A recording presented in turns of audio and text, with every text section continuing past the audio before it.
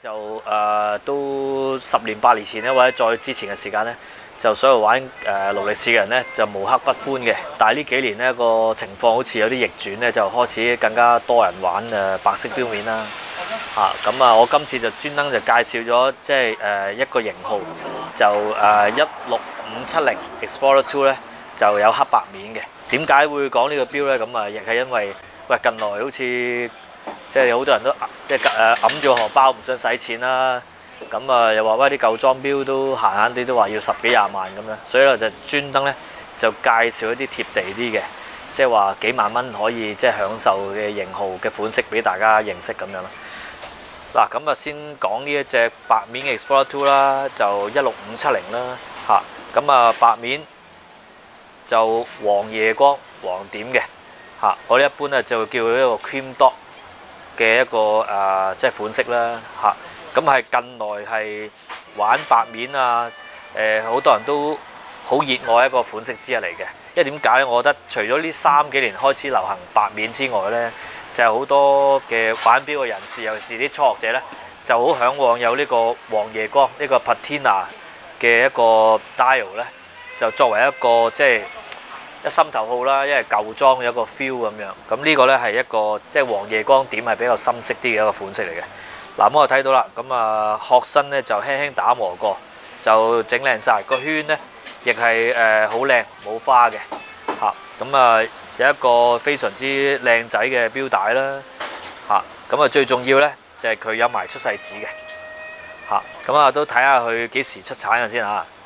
S9 number 咁咧就95年咁打窿紙嚟嘅 S series 咁香港出世啦咁紙就非常之靚仔啦。咁香港錶咁錶翼狀態一流，錶價咧都係即係7萬幾。咁講少少價嘅，其實仲平過一隻新裝嘅運動，都平幾多下添咁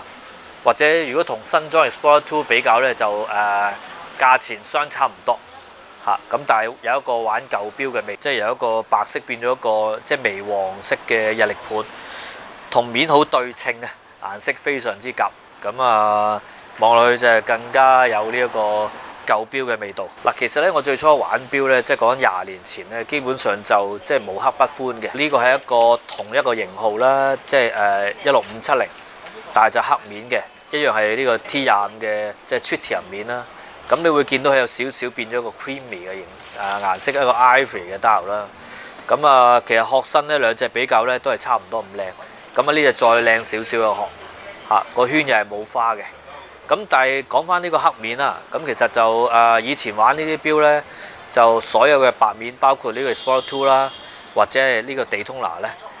無論係之前嘅 Zenith Daytona 或者後期嘅勞力士玉嘅 Daytona，好多人咧都會上行咧就換咗黑面嘅。因為頭先講啦，無刻不歡，咁以前玩錶啲人嗰個心態，咁但係漸漸開始發覺就自從即係16年啦，推出咗呢一個紅貓面嘅Daytona咧，就越嚟越多人咧就開始改變呢個 taste 啦。咁轉玩白面。咁呢個咧就係一個原裝跟黑面㗎啦。咁 standard 嘅狀態，咁面夜光就少少即係 ivory 嘅顏色。咁呢隻比白面更加平嘅，即係平咗超過1萬蚊咁多。咁亦係有呢個出世紙啦。咁我都睇睇出世紙嘅時間先嗱，呢個係一個 T series 嘅咁如無意外咧就爭即係1至2年啦咁呢個錶咧就係96年10月嘅爭咗年幾。咁亦係香港錶咁啱。咁打窿字啦咁紙嘅質量亦係好高啦。咁非常之唔錯啦。嗱，而家 Explorer 2嘅有日曆嘅運動舊裝咧，咁係 among 咁多隻嘅其他唔同嘅運動錶款式啦，勞力士嘅 Submariner 啦、Cedula 即係 GMT Master 咁樣咧，價錢係最落後嘅。咁除咗 Explorer 1 369嘅係再平啲之外咧，咁有日曆嘅話咧，佢係最平嘅。咁同埋呢2年啦，咁尤其是近年來咧，啲 cream dot 嘅白面咧更加流行咧，其實價錢都上升咗唔少嘅。嚟緊嘅趨勢咧，我相信白面咧就由於佢越嚟越多人中意玩咧，咁我諗由於個需求帶動呢，我諗個價錢呢都會係即係好堅挺嘅嚇。咁我覺得都抵玩啦，因為同新裝比較呢，就價錢差唔多。如果你同一啲即係潛水啊或者係新款嘅一啲炒款 GMT 比較，直情差好遠添，即係只係去2/3嘅價錢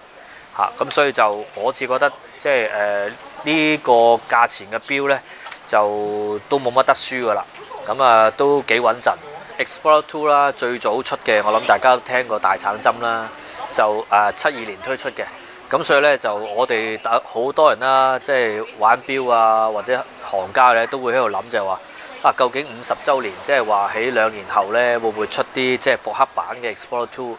嚟即係刺激下 market 咁樣咧？咁如果真係有嘅話咧，即係我哋咧都好相信就係話一啲半新舊嘅 Explorer 2啦，即係包括呢個16570啦，又或者係之前嘅大橙針咧，都會有機會咧就有一番嘅炒作嘅。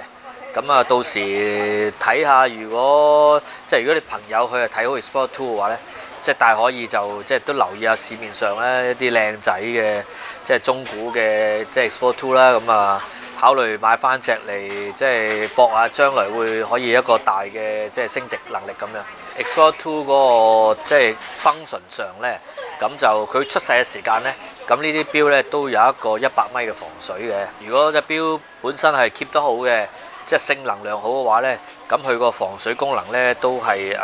依然會有喺度嘅。咁但係如果大家真係想帶住錶落水嘅話咧，就即係可能穩